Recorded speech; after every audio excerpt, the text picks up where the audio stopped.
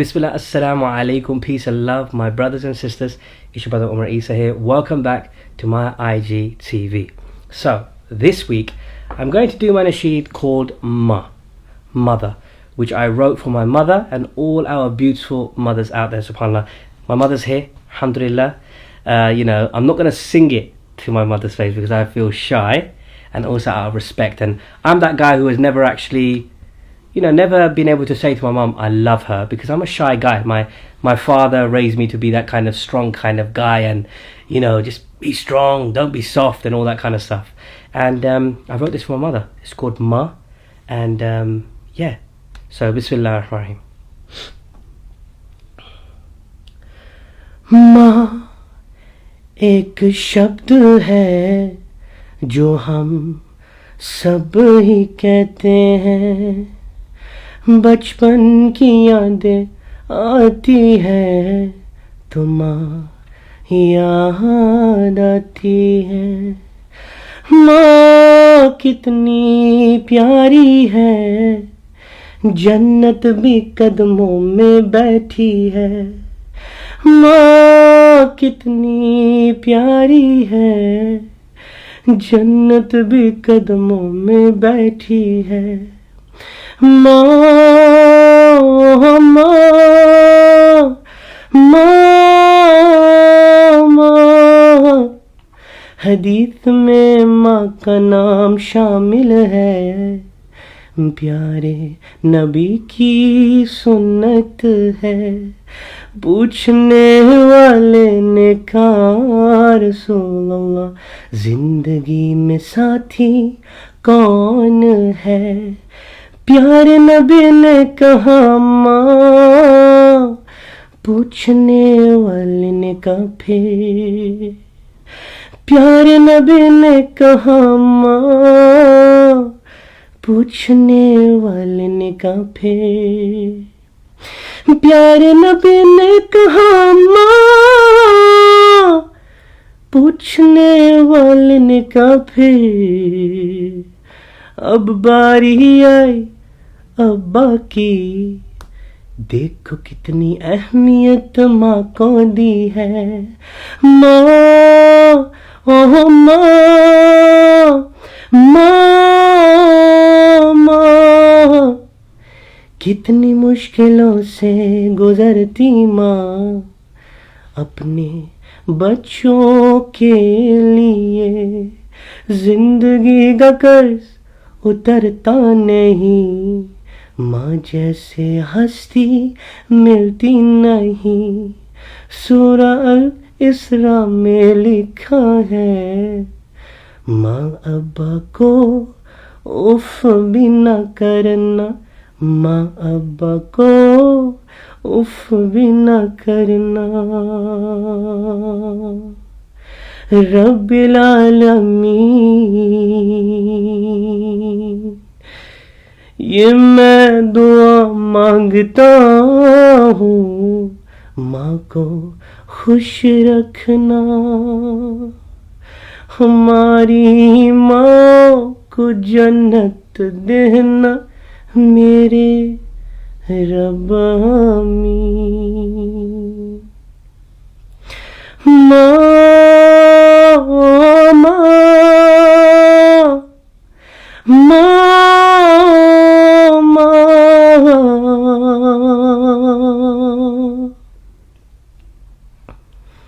I feel very shy that I've done that in front of my mother. Mum, did you like that? My mum is very emotional. She's got tears, subhanAllah. So my mum doesn't want to be on camera, so may Allah subhanahu wa ta'ala bless my mother. She's done a lot for me, alhamdulillah. Ameen. And my mum's probably going to say I'm doing this on camera, but I will do it. So see you next week, inshallah ta'ala. Assalamu alaikum. I'm your brother Umar Isa. Assalamu alaikum wa rahmatullahi wa barakatuhu. Welcome to Islam Chose Me on the Islamic Broadcast Network, IBN Channel 8. You could find us on Facebook, tegotv.com, and also on YouTube, but look for IBN Master on YouTube. I'm your host, Brother M. Tima Sorwazi, the activist educator.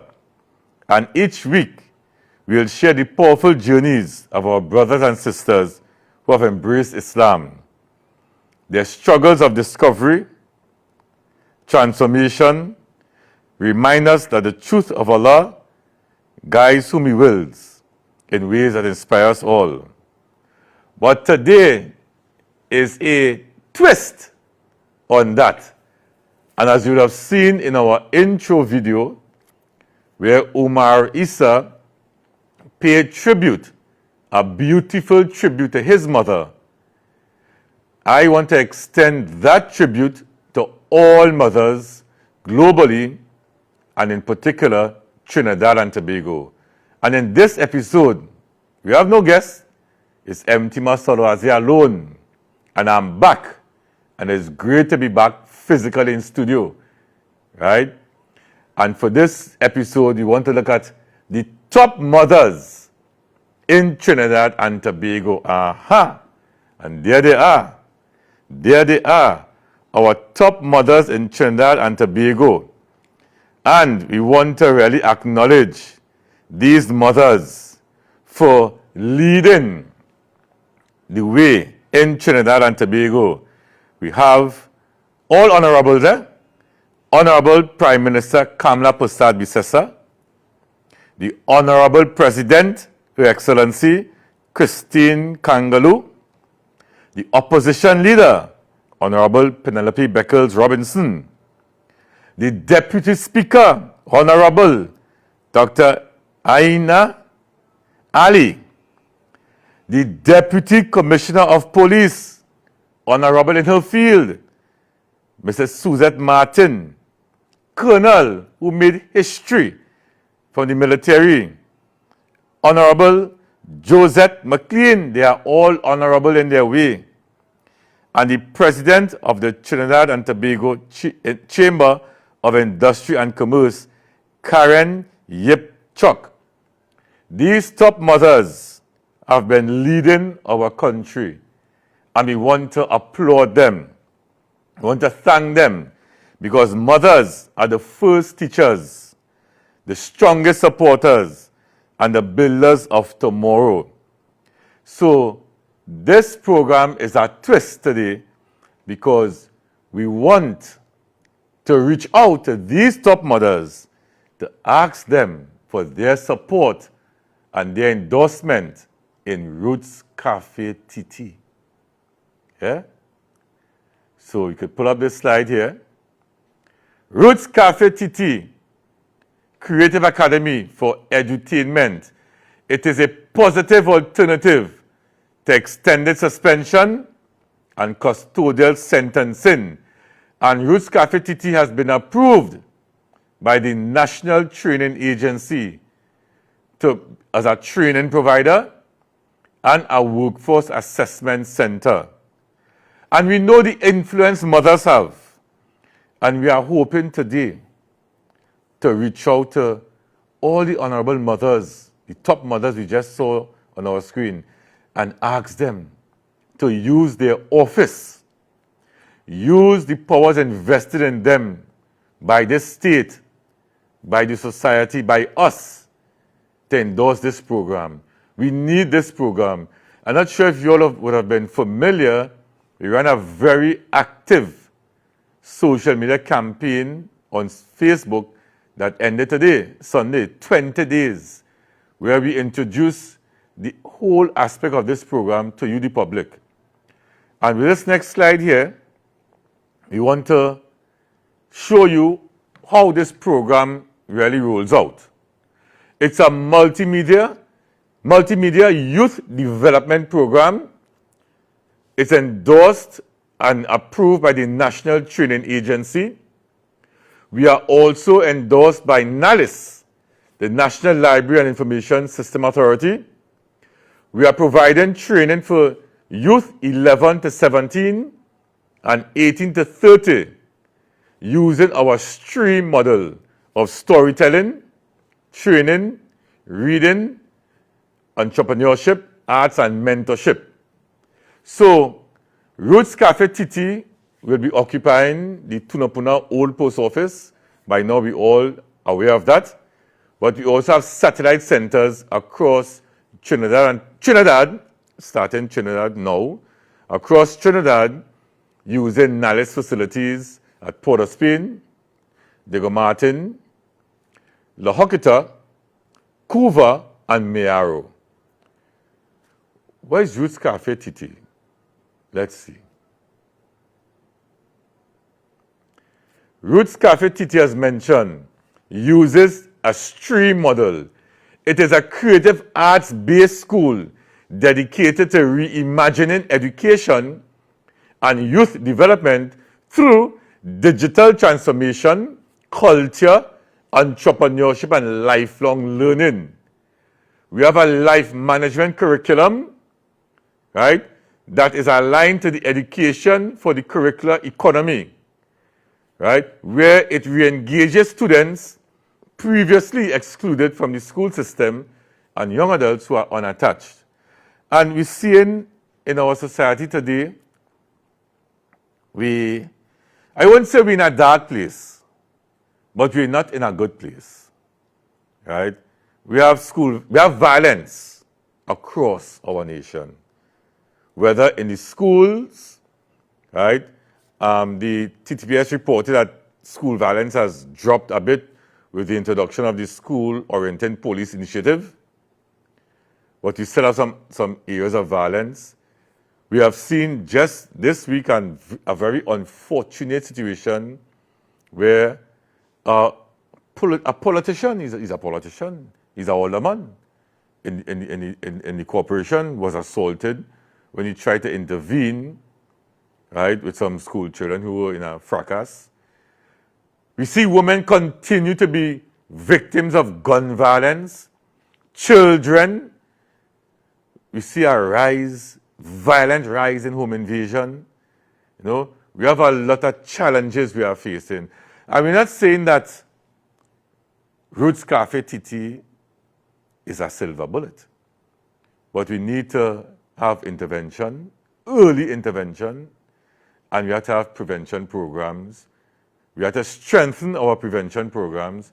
We need to strengthen our NGO sector, our NPO sector, because they play a very important role in creating a buffer for these young people who are vulnerable to violence. So who are we catering for in Roots CAFETT? Aha! We catering for young men and women who are considered chins, children in need of supervision, and those young adults considered NEET, not in school, not in education, not in employment, education, or training. Right?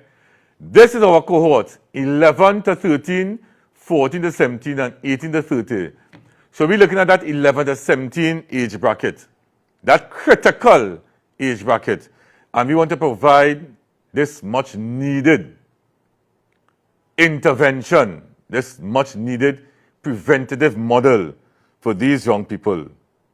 So we looked at the age group, 11 to 17, 18 to 30.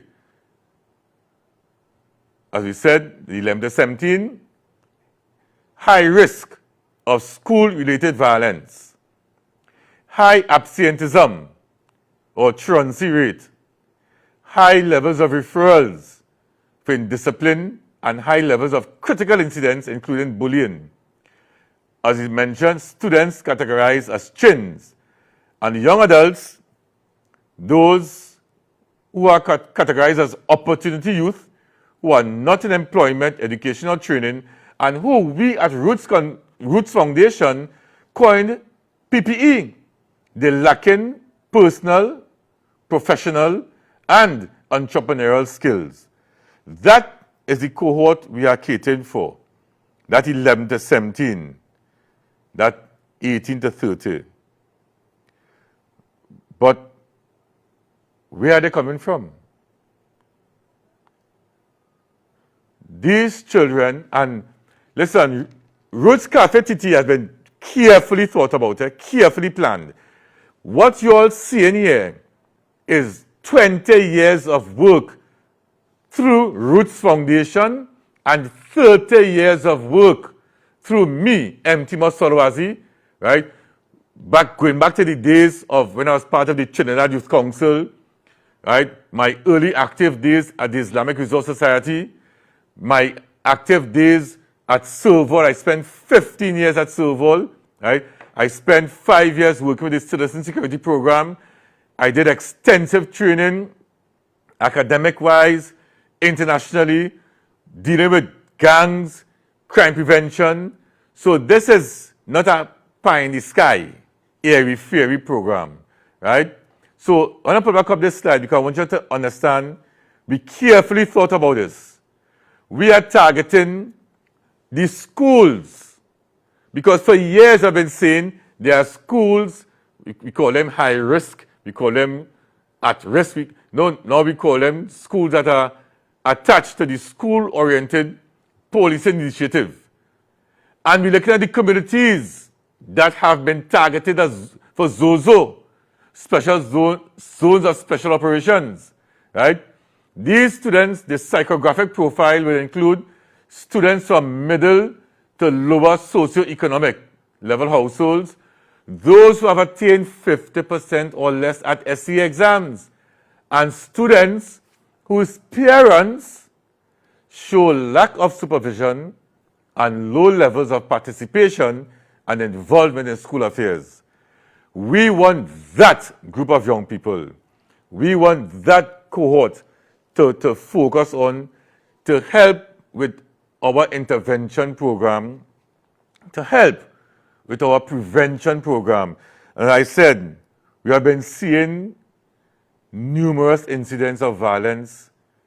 It's scary, it's worrisome, and I am saying, as a nation, and I want to speak first to the Muslims. I want to speak to my group, my cohort. Assalamu alaikum. We have a responsibility. We have a duty to mankind. Allah gave us the authority as the vicegerent of this earth. What are we doing with Trinidad and Tobago? If we as Muslims are the vicegerent, that fancy big title, that is higher than honorable. If we are the vicegerent of the earth, what are we doing with Trinidad and Tobago? Are we saying, because I remember, and I'm not being unapologetic to say this. I had two issues with two Muslim leaders. One is a former principal, and the other is a businessman. And the former principal is seen in a public, it was open to the public as a Zoom meeting where we were looking at crime and violence in Trinidad and Tobago. So the Muslims decided, hey, let's have this discussion. And this former principal is saying that the problem with crime in Trinidad and Tobago is an African problem. And he further said, if we're honest, look at the prisons, look at the violence in schools, it's only Africans. It's a disrespectful statement. And I don't care what we're seeing on the social media. I don't care what we're seeing in public. That is not the reality of it. Right? Once we start to label crime as a race, in ethnicity, then it wouldn't affect us if we don't belong to that race. What did I say? I'm saying, and then the businessman said to me that the problem with crime in Trinidad and Tobago is an African problem. And when I told him, I said, hey, I am old enough to know who's Dolce, you know. I am old enough to know who's Nourish, you know. I am old enough to know who's Teddy Mice and fellas, you know. I am old enough to know when my mother used to go Elsie and buy apples. I old enough to know that, you know. Then he said to me that the Indians who involved in crime come from African communities. So I'm saying, my beloved Muslim brothers and sisters, if we take the position that crime belongs to a particular ethnic group or race, then once we don't belong to that ethnic group or race, crime does not affect us. So I'm saying, I'm going to break it down. How them young people say, I'm going to dumb it down. I'm saying that if you, my Muslim brothers and sisters, or my Indian Muslim brothers and sisters, believe that crime is an African problem, well then you are telling me crime is my problem. Crime belongs to who look like me. And I'm saying that Allah placed on us the position of vicegerent. Right? The position of vicegerent. Not for your race, boss. Not for ethnicity. For humanity. For mankind. We have a duty and a responsibility. So, I am speaking directly to the Muslim businesses. Whatever race, contact me. Let us get Roots CAFETT started. Let us make an intervention. Right? This is about your future in the hereafter. This is Sadaqatul Jariyah. You're contributing to our school. We're helping to prevent what we're seeing continue. Because we cannot continue along this path. And today is Mother's Day. So I'm speaking directly to our top mothers of the nation. Pull back up that slide for me. Our top mothers of this nation. I'm speaking to the Honorable Prime Minister Kamala Prasad Bisesa, who said, and I agree with you, when our children rise, our nation rises. The Honorable, Her Excellency, the President of the Republic, said, let's continue, let's build on the Panyard model. Right? Our opposition leader, the Deputy Speaker, top police officer, DCP Martin, Colonel McLean, and, of course, the business community, Karen Yipchuk, reach out to us.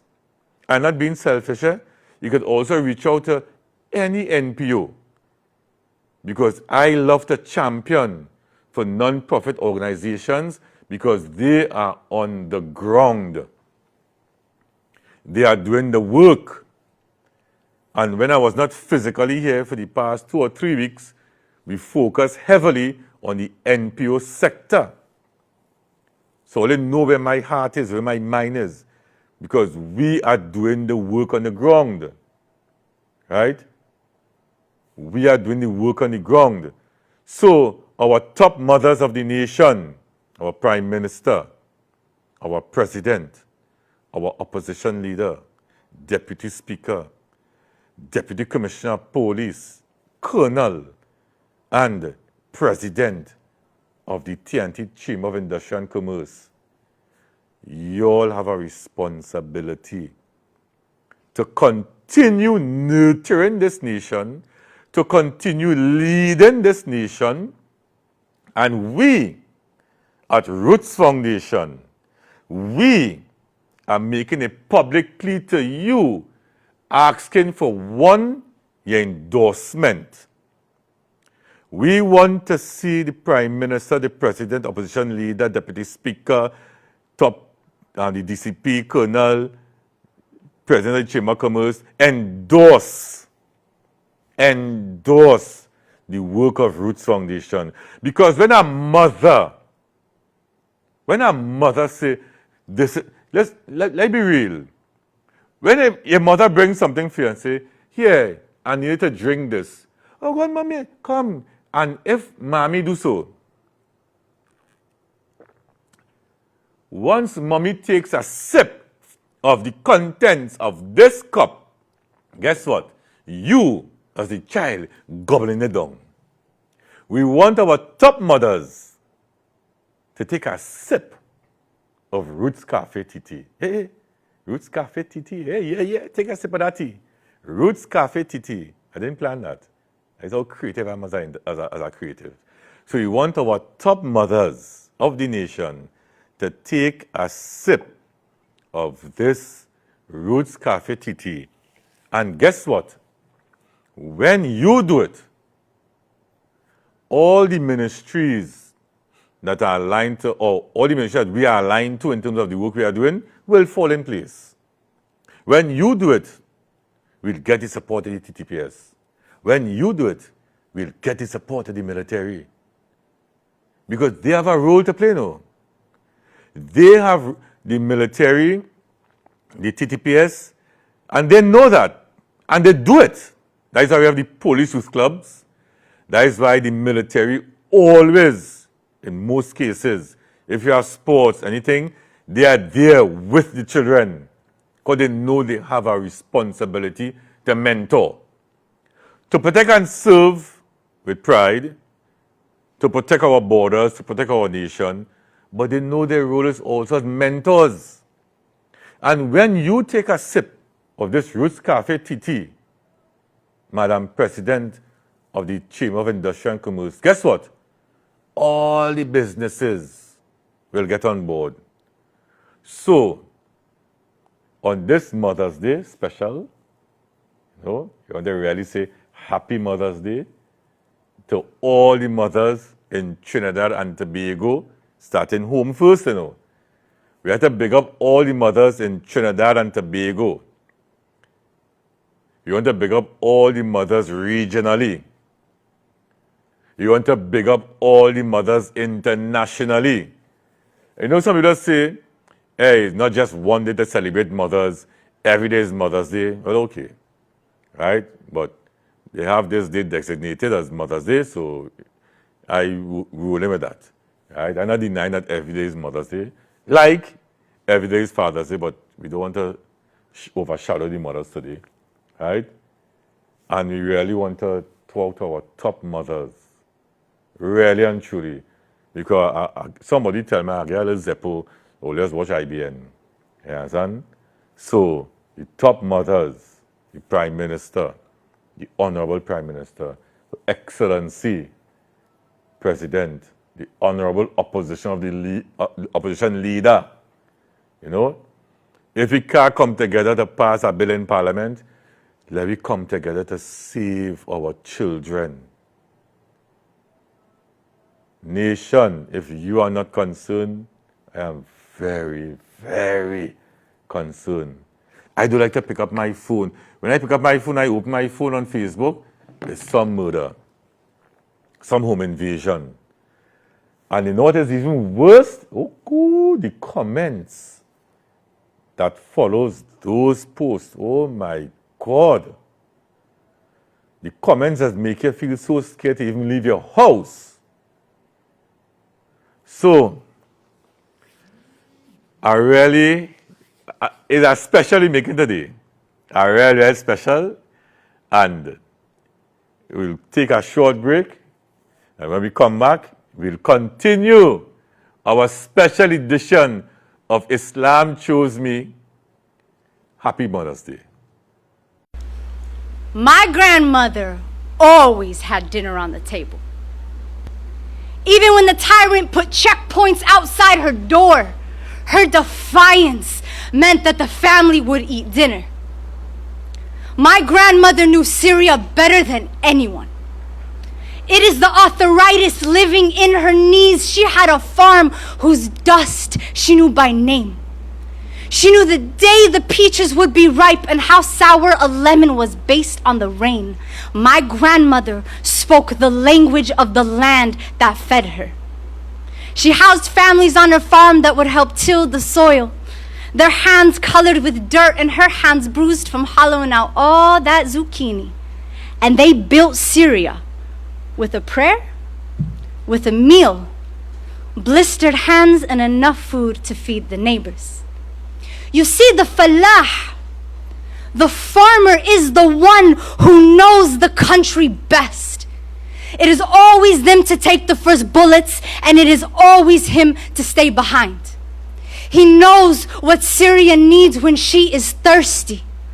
Knows what she will do to his body when he is buried. A farmer knows what his grave will smell like. And when the war started, even the rivers ran away. For the hands of a militant are not like the hands of a farmer. Bullet and earth cannot speak to each other, and blood will never make crops grow. And so the country stopped growing. She spent her time counting casualties, and it's hard to trust the footsteps when everyone is running. When the bombs disguise themselves as clouds, when militants talk dirty about a country whose parsley they have never even tasted. Only a farmer will convince this soil to grow again. Water in time of drought, their street dialect is the language this dirt prays in. And when they're out there cooking for all those starving people, they're using my grandmother's recipes. The regime cut down every single tree in my grandmother's farm. They ripped the pomegranate from the earth, and the lemons don't grow there anymore. And the people wonder, do these tyrants not remember who fed them? My grandma swears she's gonna write down every single recipe when this war is over, because she knows what Syria needs. We know what our communities need. We will rebuild them with a prayer, with a meal, blistered hands, and enough food to feed each and every one of the neighbors. Thank you. Assalamu alaikum wa rahmatullahi wa barakatuh. Welcome back, viewers, to this special edition of Islam Chose Me. And hey, look, I'm in studio. I'm not in a Zoom again, hey, watch. Yeah, I'm back in studio. It's nice. Yeah, it's good to be back home. Right? As I said in the first half, we really trying some experiment to see how we could facilitate some international guests. Right? And, you know, we just experimenting, but I'm back home. I'm home. And I'm home on Mother's Day. What a better time to be back home on Mother's Day. And for those who now joining us, we pay tribute to our top mothers in the nation, those who are those who are leading the nation. We pay tribute to them. Our Prime Minister, the President, Opposition Leader, Deputy Speaker, Deputy Commissioner of Police, Colonel, and the head of the Trinidad and Tobago Chamber of Industry and Commerce. And we asked them in the first half to endorse ROOTS CAFETT TT. But we want to go now, and because we have a problem, we have a serious problem with violence. And I want to look at this slide here, and it's a research that was done in between 2004 and 2009 by two mothers, Maxine Hunt and Leanne Waldroff Bonnet. And they look at the juvenilization of crimes, right? And basically what this slide is showing us, that the victims of crimes are also in terms of gender and age bracket, the perpetrators, that age bracket between 20 and 24, right? So that group of young men between 20 and 24, they are pulling the trigger, and in some cases, the trigger has been pulled on them. So we have also 61%, 15 to 29. They are offenders, right? Watch it as, let's break this down. Let's look at this carefully. So they say, between the period of 2004 to 2009, 2,453 individuals fell victim to murder. But guess what? Males were overrepresented. That is very troubling. And of that data, they said that 61% were between the age of 15 and 29. And within that, 41% fell between the age of 20 and 24.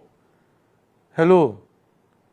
We are saying to ourselves, our nation, we are saying that we our children, our young men, our young males at that productive age are the ones killing and are the ones being killed.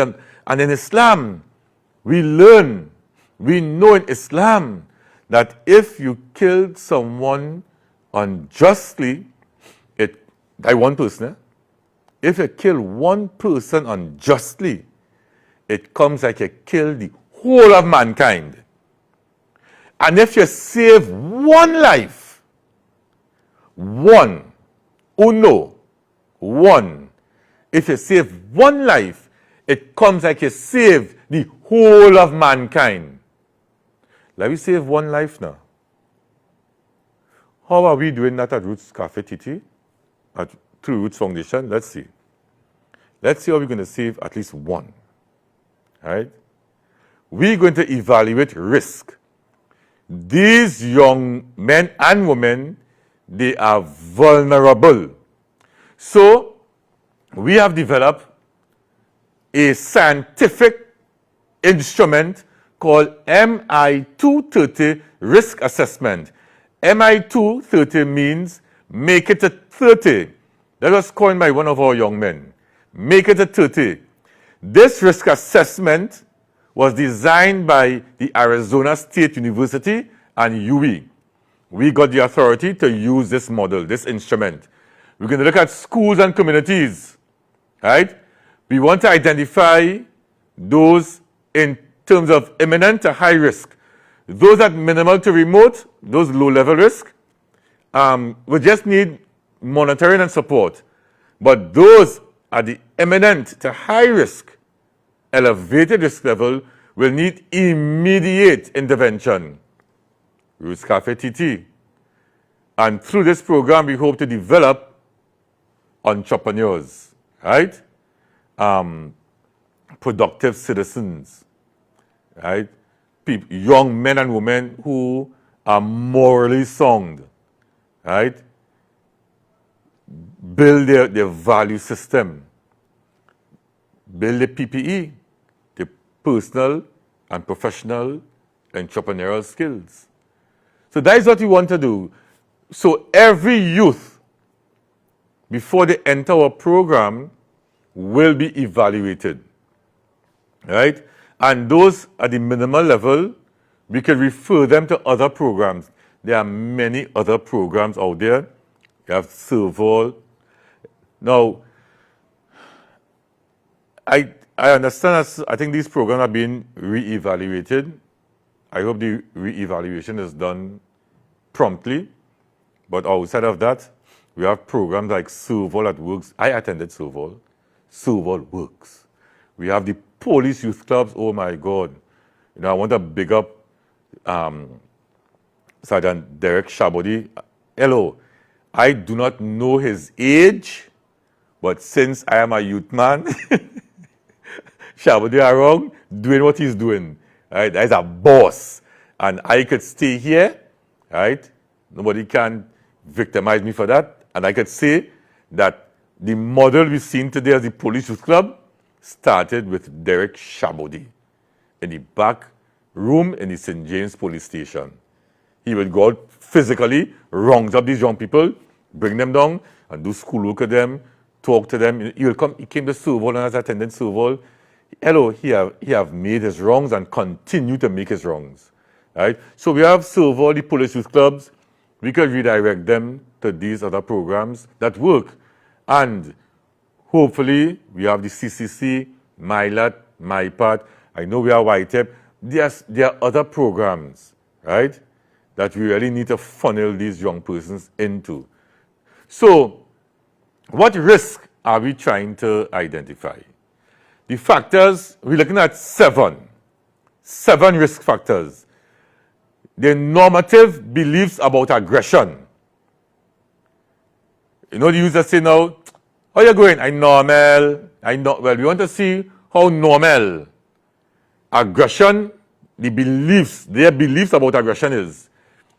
Peer delinquency, prior contact with the criminal justice system, adverse childhood. Listen to me. I think we tend to overlook number 4. These children are traumatized from childhood. Violent victimization, depression. Well, that will be, we only test those 11 to 17 for depression and acceptance of coupled violence. Right? Now we're looking at the school and community violence, negative peer influence, school commitment and engagement at the family dysfunction, parental caregiver absence. Oh God, Emtima, behave yourself. Yeah, I know what you want to do, Emtima. You want to say that somebody said that having an absent father, right, wouldn't make you, well, basically at risk. So, based on the evidence, we just deal with evidence earlier, right? Evidence, not meme talk. The evidence say, in terms of family dysfunction and parental or caregiver absence. Parental meaning a father or a mother, or a father and a mother, not in the child life. Family violence and neglect. Oh God, neglect. What neglect mean? The child don't have a father or a mother around. And individual, we look at this low self-control, beliefs about violence and aggression, and depression and anxiety. These are the risk factors that we'll be testing, right? So don't be fooled by meme talk, right? Hello, don't be fooled by meme talk. Children need that, and we have to get away from that concept, right? You don't bang for a mother, you don't bang for a father. Crazy. They need that balance. And in the absence of either, we need to fill that gap. Other relatives or systems within the society need to fill that gap. And I hope people pick up that statement, right? Because that comes like a license now. Don't mind a child, right? Or don't be in a child life. So we need to understand that. Listen, there's some language we need to move away from in this society, right? One language we need to move away from in this society is crime is attached to ethnicity or a race or a community. We need to move away from you don't need a mother or a father in your life. You know? Crazy or what? Animals just have that. What I'm telling us, we're the highest in terms of the animal kingdom. So we looked at we're going to do a risk assessment. We're going to look at, these are the risk factors. Now, these are the risk levels. And I want to take my time and go through this slide here, because I want you all to understand. We focusing from imminent to high. But look at minimal risk. And as we're going through this, listen, I did this with an imam. And this resonated with him, with one of his children. Look at minimal risk. Attend school regularly. Positive peers. Good family background. Few psychosocial stressors. Because we live in a stressful environment. Right? So that child is on track. Keep building strength. So we need to keep building on that. Look at remote risk. Single parent. So once you reach single parent, is remote risk. Associate with delinquent peers, evidence of some psychosocial stressors.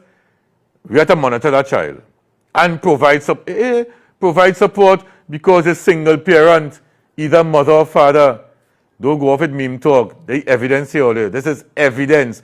And all the psychologists, criminologists, everybody in the social sciences will know what is on this screen here is evidence, empirical evidence. Imminent risk, depression, anxiety, externalizing behavior. So they acting out, aggression, poor school performance, associate with delinquent peers. Act now. We need to act now, intervene early. At risk, smoking, early sexual activity, use of alcohol, prior contact with the law, behavioral and academic problems in school. Hey, high priority, increase that support. High priority, increase that support. High risk, abuse of psychotropic drugs, teenage parent, a child father, a child mother, prior imprisonment conviction. I make a 6 months, wherever I was in YTRC, I get locked down, dropped out of school, or placed on extended suspension. Critical, intensive intervention required. I'll give you like 5 seconds to marinate on this. Early identification, targeted intervention leads to better outcomes. Trinidad and Tobago, this thing is real. You see the lengths we're going to at Roots Foundation? We don't play, no. Did I tell you it's 20 years, 2005 to 2025, Roots Foundation have been in operation and doing this level of work? And did I mention 30 years? MT Mosalawaz has been doing this work for the past 30 years. That is the evidence of it. So, we look at the risk factor, we're going to do our assessment, we look at the factors, we looked at the levels, right? What are we going to look at again here now? Oh, entry requirements. Because we talking about operating a school. And if we are saying we are operating a school, there must be some form of requirement. So we hope to work very closely with the Ministry of Education. So for instance, those children at Tranquil, send them to us. Right? Those children that have been targeted for extended suspension, send them to us. We want them. What is the requirement? Basic competency skill. Basic. Reading, writing, numeracy. Basic. Right? If you can recognize a name, you can spell it. Basic. Basic computer literacy, that is optional. If you have that, that's nice. Minimum or no experience in digital media. Holder of a valid national library card. That is compulsory. You must have a library card. Owner of a smartphone. We love it to have a smartphone. We would love to partner with the Ministry of Education to receive laptops through their Learning Without Limits, a laptop for every child. Stationery, a notebook, a pen and a pencil. But guess what? What you just saw there, the MI 230 risk assessment is needed. So we continue. This leads to ladders of opportunities. Once you come to Roots Foundation, Roots CAFETT, we create ladders of opportunity. Right? And you know, it's so interesting how the time just flies so fast. We're now getting warm up. Right? Because we're coming to you now, where we want your support. We call on government, corporate Trinidad and Tobago, citizens, and the media. Come and support Roots CAFETT. We need your support to make this a reality. Right? We calling on the government in terms of different ministries, and we list them there. Right? I won't go through all, because Roots CAFETT is aligned. The work we're doing aligned to certain ministries. So how could you support? Go onto this website. Right? And because it is HTAP approved, as I told you all many moons ago, I'll remind you again, Roots CAFETT is the Tunapuna Old Post Office. And it is registered in the Inventory of Heritage Assets. So any company in Trinidad and Tobago up to $1 million investment will get 150% tax allowance. So right now, I'll give you 5 seconds. Take your phone and scan this barcode here. Or check out the link, right? HTTP at nationaltrust.tt. Check it out and make your support known. Woo! I'm back. I'm back. And I'm back on Mother's Day to tell you I want all mothers, I want to wish you happy Mother's Day, but I want you mothers, especially top mothers, to take a sip of Roots CAFETT and allow the nation to endorse and support this project. So, I'd like to thank Allah for another very, very insightful program. You don't know what to expect when it comes to MT Masalwazi on Islam Choose Me. You know, well versatile. And I want to remind you that if you have been touched, and I hope you have been touched by what you have heard and seen, because we're in a real trying time right now in this country, you know, endorse and support Roots CAFETT, but more so also endorse Islam Choose Me, right? And we want you to call me 479-4510 if you want to come and share your story on Islam Choose Me, right? And if you want to even reach out to find out more about Roots CAFETT, and if you want to support financially any program on IBN, and more in particular, I'm pushing for my program, Islam Choose Me, call Brother Hasib Majid at 795-5900. You know, I want to thank you all for allowing me into your homes, into your spaces on this Mother's Day. And I know you're going to prepare for your Mother's Day lunch and stuff like that, right? And may Allah really help us, first as a Muslim community, to do our part, and as a nation to check ourselves. We need to check ourselves and save our future. That's my time. I'm your host, Brother MT Masalwazi, the activist educator, right, on Islam Choose Me. See you again next Sunday, inshallah, at 9 a.m. for another episode of Islam Choose Me. I'm back in studio. Wa alaikum assalam wa rahmatullahi wa barakatuhu.